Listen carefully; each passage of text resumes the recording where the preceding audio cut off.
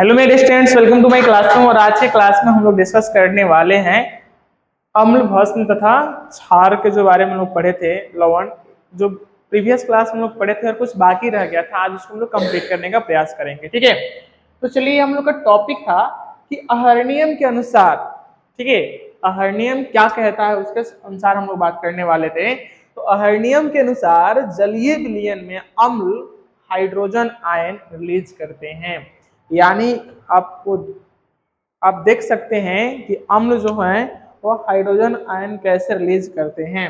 देखिए, जब कोई भी एसिड, ध्यान से समझिएगा, जब कोई भी एसिड जब वाटर के साथ रिलीज होता है तो उसमें H+ आयन, ठीक है ना, H+ आयन वह रिलीज करता है। क्या करता है? H+ आयन रिलीज करता है।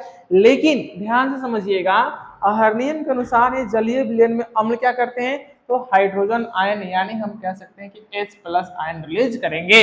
और भस्म जो होते हैं वो क्या करते हैं? तो एक करते हैं, भस्म जो होते हैं वो OH- आयन रिलीज करते हैं, यानी H+ और OH- में रिलीज होता है। ठीक है, आइए आगे बात करते हैं कि प्रबल अम्ल क्या होता है। यानी आपको बताएं कि स्ट्रॉन्ग अम्ल और वीक अम्ल के बारे, यानी कमजोर, यानी बात करते हैं कि जब कोई प्रबल अम्ल या भस्म पूर्णतः आयनित होते हैं।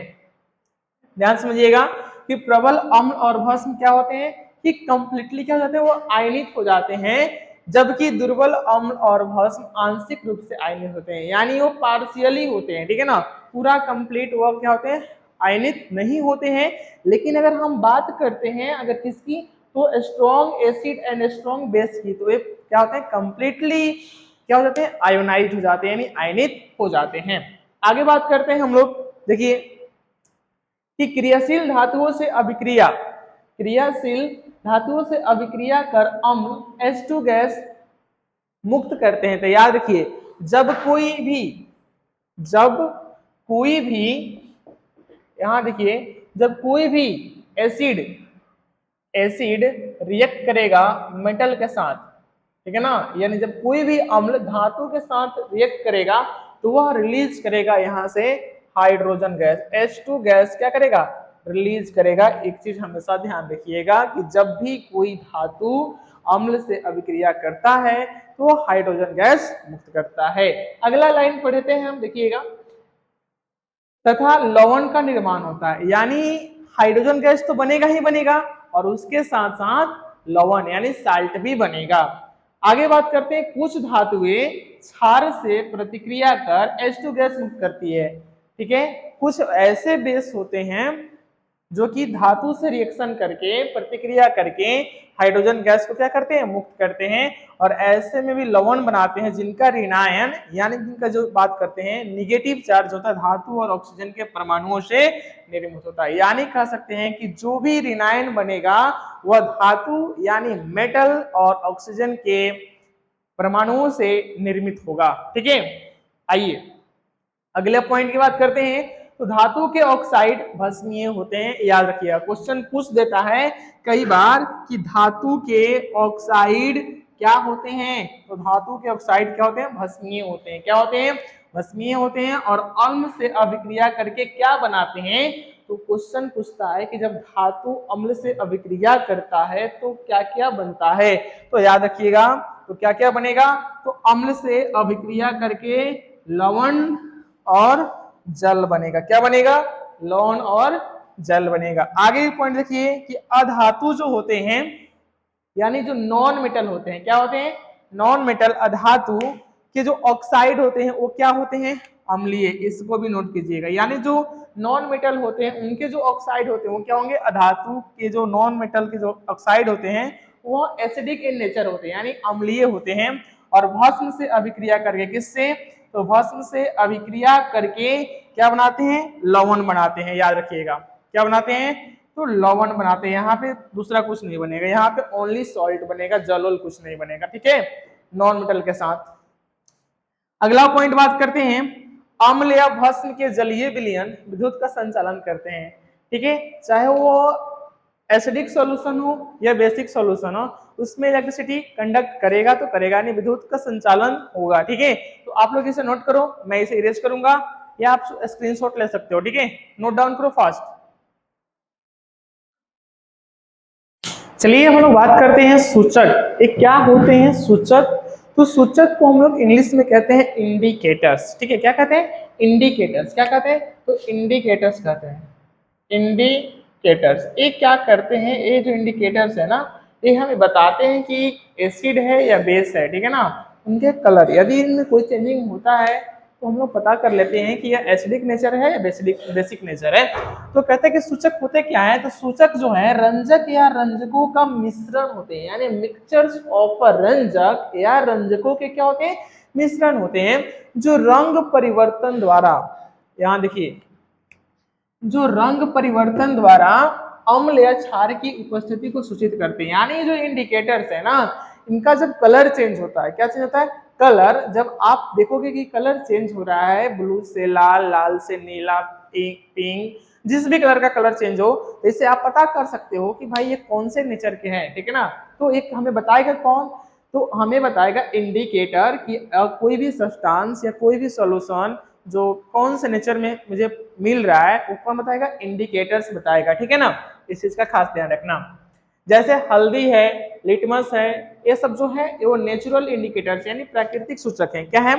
प्राकृतिक सूचक हैं। अब जैसे मान लो कि अगर लिटमस पेपर की हम बात करें, तो अगर ब्लू लिटमस पेपर लाल हो जाता है, तो कैसा हम लोग कहेंगे कि जब ब्लू लिटमस पेपर लाल कलर में जब कन्वर्ट हो जाता है, लाल कलर हो जाता है, तो हम लोग कहते हैं कि एसिडिक नेचर है। जो सोल्यूशन है मेरा वो कैसा नेचर है? एसिडिक नेचर है। लेकिन अगर ब्लू लिटमस पेपर में अगर कोई चेंजिंग नहीं आता है, तो हम लोग क्या कहेंगे? बेसिक नेचर का है। क्या है? बेसिक नेचर का है, ठीक है ना। मतलब ऐसे हम लोग चेक कर सकते हैं, उसका कलर चेंज यानी रंग परिवर्तन होगा तो हम लोग चेक कर सकते हैं कि यह इंडिकेटर जो बता रहा है वो बेसिक नेचर का सोल्यूशन है या अम्लीयता वाले सोल्यूशन है, विलयन है। उसके बारे में हम लोग डिस्कस करेंगे। यहाँ देखो, मिथाइल ऑरेंज और फिनाप्थलीन जो होते हैं वह संश्लेषित सूचक हैं, इन्हें लैब में बनाया जाता है। मिथाइल ऑरेंज और फिनाप्थलीन जो है इन्हें खुद से लैब में तैयार किया जाता है, ठीक है। और ये जो होते हैं ना, वो तो देखो सिंथेसाइज्ड, ठीक है, सिंथेसाइज्ड इंडिकेटर्स हैं, यानी यह आर्टिफिशियल इंडिकेटर्स हैं, ठीक है। और ये जो है हल्दी, litmus paper, these are the examples of natural indicator, यानी ये जो भी हैं किसके हैं? तो प्राकृतिक मतलब सूचक के उदाहरण हैं। आगे हम लोग देखते हैं कि अम्ल और क्षार की प्रबलता की जांच करने के लिए कैसे हम लोग पता करेंगे कि कोई भी अम्ल बहुत ज्यादा हार्ड है यानी क्रोसिव ही नेचर है, ठीक है, और कोई अम्ल बहुत ज्यादा वीक है यानी कमजोर है, तो कैसे हम लोग पता करेंगे? तो उसको पता करने के लिए हम लोग पढ़ते हैं पीएच स्केल के बारे में। किसके बारे में पढ़ते हैं? पीएच स्केल के बारे में। पीएच स्केल होता क्या है? तो पीएच स्केल की वैल्यू जो होती है वह होती है 1 से लेके 14 तक। कितना होता है? 1 से लेके 14 तक, याद रखिएगा। पीएच स्केल की जो वैल्यू होती है, यानी अगर मान लीजिए यहाँ पे कोई स्केल हुआ, ठीक है, ठीक है, तो यहां से अगर मान लीजिए 0 1 2 3 4 5 6 7 8 9 10 11 12 13 और यहाँ पे मैंने 14 कर दिया, ठीक है। मैंने एक स्केल बनाया और देखिए इस पे पीएच वैल्यू कैसे हम लोग इंडिकेट करेंगे। कोई भी सोल्यूशन अम्ल में मतलब अम्लीयता उसका ज्यादा है या क्षारीयता उसका ज्यादा है, ठीक है ना। इसके पता करने के लिए हमें पीएच स्केल को पढ़ना पड़ेगा। और पीएच स्केल हमें बताता है कि कोई भी एसिड कितना स्ट्रॉन्ग यानी कोई अम्ल कितना प्रबल है और कोई अम्ल कितना कमजोर है, ठीक है। तो आइए हम बात करते हैं 1 से लेकर 6 तक, 1 से लेकर यानी 0 to 6 और 8 to 14। मैं जहां जहां अंडरलाइन कर रहा हूं उसे देखना, 0 to 6 और 1 to 14। अब तुम्हारे दिमाग में एक सवाल आ रहा है कि सर 7 को आप ऐसे क्यों छोड़ दिए? तो देखो बेटा, जिस भी विलयन में 7, जिसका भी पीएच वैल्यू 7 होता है, वह जो होता है वो न्यूट्रल होता है। क्या होता है? न्यूट्रल, ठीक है, न्यूट्रल होता है, यानी उसको हम लोग बोल सकते हैं यह उदासीन है। क्या है? उदासीन, यानी ना तो यह अम्ल है ना ही यह क्षार है, यानी बिल्कुल ये क्या है, फ्रेश है यानी उदासीन है। अब देखो ध्यान से यहाँ पे क्या होगा, तो यहाँ पे 7 से कम है, वैल्यू 7 से कम है, 6 5 4 3 2 1 0। तो जो 7 से कम होते हैं ना, यानी जो कम वाले हैं, इन्हें हम क्या कहेंगे, तो इन्हें हम लोग अम्ल कहेंगे। क्या कहेंगे, अम्ल। यानी जिसकी वैल्यू 7 से कम होगी, जिस भी विलयन की या जिस भी पदार्थ की वैल्यू 7 से कम होगी पीएच वैल्यू, उसका नेचर कैसा होगा, एसिडिक होगा यानी अम्लीयता वाला होगा। और जिसकी वैल्यू यहाँ 7 से ऊपर होगा उसको हम क्या कहेंगे, तो याद रखना उसे हम लोग कहेंगे, यानी 7 से ज्यादा अगर होता है तो हम लोग उसे क्या कहेंगे, क्षार। यानी इसकी जो है वैल्यू क्या होगी, यानी इसकी क्षारीयता क्या होगी, ज्यादा होगी। ठीक है, तो ये चीज हमेशा ध्यान रखना। ठीक है, तो ये हो गया माइनस वाले यानी कम वाले, उधर क्या हो गया प्लस वाले। तो हम लोग कुछ डिस्कस कर लेते हैं, इसको पढ़ते हैं। तो ध्यान समझिएगा कि पीएच किसी विलयन में उपस्थित हाइड्रोजन आयन के सांद्रण की माप है। पीएच क्या है, आपसे सवाल पूछा जा सकता है कि पीएच क्या है बताइए। तो पीएच क्या है, तो पीएच किसी भी विलयन में उपस्थित हाइड्रोजन आयन जो होता है ना, यानी हाइड्रोजन आयन याद रखिएगा H+ आयन की बात कर रहे हैं। ठीक है ना, जब वो हाइड्रोजन आयन की सांद्रण की माप है, यानी उस विलयन में कितना हाइड्रोजन आयन है, उसी की जांच करने के लिए हम लोग पीएच स्केल का यूज करते हैं। ठीक है, अब देखिए पीएच स्केल का हम लोग यूज तो कर रहे हैं, लेकिन जब पीएच स्केल को जब यूज करेंगे तो हमें कुछ ना कुछ वैल्यू मिलेगा, और वो वैल्यू मेरा देखेंगे कि 7 से ज्यादा है या 7 से कम है। 7 से कम होगा तो हम कहेंगे जो मेरा विलयन है, ठीक है, उसमें हाइड्रोजन आयन की मात्रा क्या है, कम है, तो वह अम्ल होगा। लेकिन अगर वही ज्यादा है तो क्या हो जाएगा, क्षार हो जाएगा। ठीक है, याद रखिएगा 0 to 6 acidic in nature, 8 to 14 basic in nature, और 7 इज द न्यूट्रल। ठीक है, आइए बात करते हैं जो कि पीएच के मोलर सांद्रण के ऋणात्मक लघुगणक द्वारा व्यक्त किया जाता है। यानी अर्थात पीएच बराबर जो होता है, आप यहाँ पर देख सकते हैं, पीएच बराबर जो होता है माइनस लॉग हाइड्रोजन आयन यानी H+ minus log pH is equal to minus log H+ ion होता है। ठीक है ना, यानी यह फॉर्मूला है कि पीएच कैसे हम लोग इंडिकेट करेंगे। ठीक है ना, तो इसे आप नोट करो। हम लोग कुछ यहाँ पे पीएच वैल्यू को भी डिस्कस करते हैं। ठीक है, तो पीएच वैल्यू को डिस्कस करते हैं। और एक चीज याद रखना इसमें कि जैसे मैं यहाँ पे लिखा नहीं हूँ बट लिख देता हूँ कि अगर 7 से कम होगा तो क्या होगा, अम्लीय होगा। 7 से ज्यादा होगा तो क्या होगा, सॉरी 8 से ज्यादा होगा तो क्या होगा, तो वह मतलब क्षारीयता होगा, और 7 होगा तो उदासीन होगा। तो आप लोग इसे बना लो, लिख लो, मैं आगे इसको लिख देता हूँ। ठीक है, और हम लोग कुछ डिस्कस कर लेते हैं कि जैसे मानव रक्त का पीएच वैल्यू क्या होता है, कुछ हम लोग पीएच वैल्यू डिस्कस कर लेते हैं। ठीक है, और उसके बाद हम लोग चलेंगे जैसे नमक जो होता है समुद्र के जल के वाष्पीकरण से कैसे मिलता है उसको बात करेंगे। फिर जैसे अमोनियम सोडा विधि क्या है, और उसके बाद बारे में पोलर अल्कली विधि क्या है, उसको पढ़ के हम लोग यहाँ पे कंसेप्ट को क्लोज बाइंड अप करेंगे। ठीक है, इसे नोट डाउन करो, तब तक हम बॉडी रेज करते हैं। तो आप देख सकते हैं यहाँ पे मैंने बहुत सारे बिलियंस का मैंने पीएच वैल्यू लिखा हुआ है। ठीक है, और उनका हम लोग डिस्कस कर रहे थे पीएच वैल्यू। तो हम बात करते हैं उदासीन बिलियन का पीएच मान 7 होता है। तो आप लिख लीजिएगा ब्रैकेट में कि जल का जो पीएच वैल्यू होता है, ठीक है ना, जल का पीएच वैल्यू क्या होता है, 7 होता है। ठीक है, अम्लीय विलयन का पीएच वैल्यू क्या होता है, 7 से कम होता है। अम्लीय का क्या होगा, 7 से कम होगा, और क्षारीय विलयन का पीएच वैल्यू 7 से क्या होता है, अधिक होता है। अभी हम आपको स्केल बनाकर समझाए थे। आगे देखिए, अम्ल वर्षा का पीएच मान कितना होता है, 6.3 होता है। यानी एसिड रेन जो होता है उसका जो पीएच वैल्यू होता है वो 6.3 होता है। मानव रक्त का पीएच मान, यानी जो हमारे ह्यूमन बॉडी का जो ब्लड होता है, हमारे जो शरीर में जो खून है, उस खून का यानी उस ब्लड का पीएच वैल्यू क्या होता है, तो 7.3 होता है। अब देखो 7.3 क्या है, 7 से कम है या ज्यादा है, 7 से ज्यादा है। तो ब्लड जो होता है वो बेसिक इन नेचर होता है, यानी क्षारीय होता है ब्लड। ठीक है, आगे बात करते हैं कि मानव शरीर की जो त्वचा होता है, स्किन होता है, उसका क्या होता है पीएच वैल्यू, उसका पीएच वैल्यू जो होता है 5.5। यानी जो हमारा शरीर है उसका पीएच वैल्यू अगर हम लोग चेक करें तो 5.5, जो कि एसिडिक इन नेचर होता है। ठीक है, आओ हम बात करते हैं कि जो नमक हमें जो मिलता है वो कैसे होता है।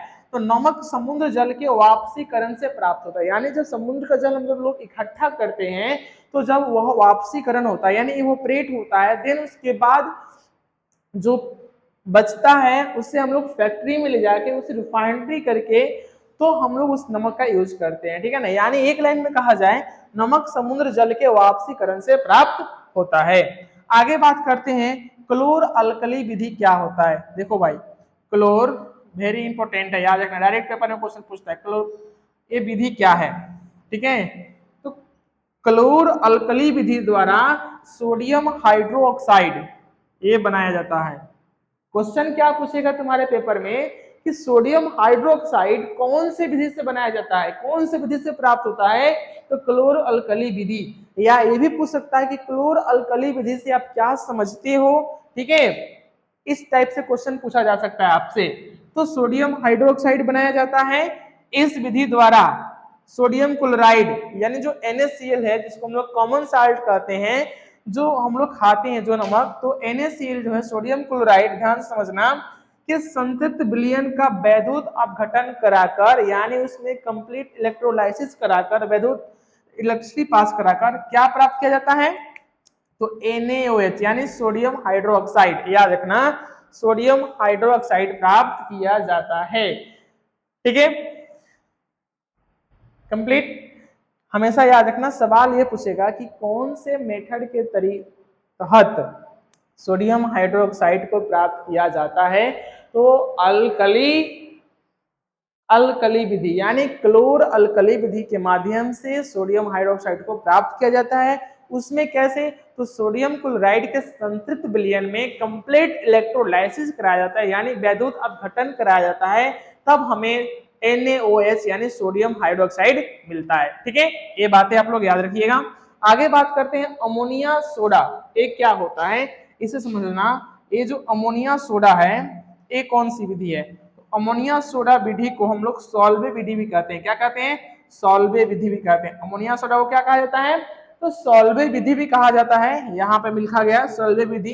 तो इससे क्या होता है, जो वॉशिंग सोडा होता है ना, वॉशिंग सोडा और बेकिंग सोडा यानी खाने वाला सोडा, ठीक है ना, खाने का सोडा और वॉशिंग सोडा इससे बनाया जाता है, ठीक है ना। किस विधि से, तो याद रखिएगा अमोनिया सोडा विधि या सॉल्वे विधि द्वारा वॉशिंग सोडा या खाने का सोडा प्रिपेयर्ड किया जाता है, तैयार किया जाता है।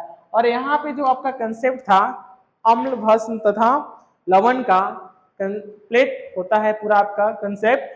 अब जितने भी सारे टॉपिक आप पढ़े हो, सबसे पहले अम्ल क्या होता है, अम्ल का गुण क्या है, इनके लक्षण क्या होते हैं, इनके दैनिक जीवन में प्रयोग क्या है, हम लोग फर्स्ट और सेकेंड क्लास में इसको देख लिए थे। आज हम लोग का थर्ड क्लास था, थर्ड क्लास में जितने भी सारे टॉपिक्स बचे थे उन तमाम सारे टॉपिक पे हम डिस्कस करने का प्रयास किए हैं, ठीक है। यदि आपको किसी टॉपिक में दिक्कत हो, ठीक है, आपको समझ में नहीं आया है कोई टॉपिक, तो आप बेहिचक कमेंट पे जाके कमेंट सेक्शन में कमेंट कर सकते हैं और आप पूछ सकते हैं, आपके सवालों का जवाब जरूर दिया जाएगा, ठीक है। तो आप इसे कॉपी में नोट करके एक नोट्स बना लीजिए और उसको फॉलो कीजिए ताकि आपके बेहतर तरीके से आपके प्रश्न सॉल्व हो सके और अपने एग्जाम में आप लोग अच्छा प्रदर्शन कर सके, ठीक है। तो हम लोग कल के क्लास में मिलेंगे इसके MCQ के साथ, यानी जो हम लोग कंसेप्ट पढ़े हैं ना उस कंसेप्ट के बेस पे कितने सारे प्रश्नों को हम लोग लगा पा रहे हैं उसे देखेंगे, ठीक है। तो तब तक के लिए थैंक यू, मिलते हैं, जय हिंद।